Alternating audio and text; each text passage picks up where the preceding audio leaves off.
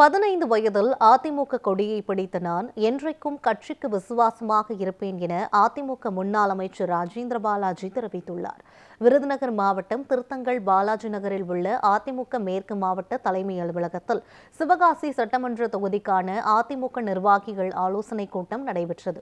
இதில் முன்னாள் அமைச்சர் மற்றும் மாவட்ட செயலாளர் ராஜேந்திர பாலாஜி கலந்து கொண்டு வரும் சட்டமன்ற தேர்தல் பணிகள் குறித்து ஆலோசனை வழங்கினார்.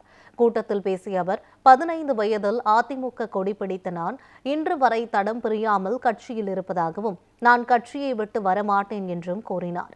அதிமுக மீண்டும் ஆட்சிக்கு வர உழைப்போம் என்றும், நீங்கள் உயர்வையை சிந்தி பணியாற்றுங்கள், நான் ரத்தத்தை கொடுத்து உங்களது உயர்வுக்கு பாடுபடுவேன் என கூறினார். மேலும் பெண்கள் நிர்வாகிகள் தீவிரமாக களப்பணியாற்ற வேண்டும் என வலியுறுத்தினார்.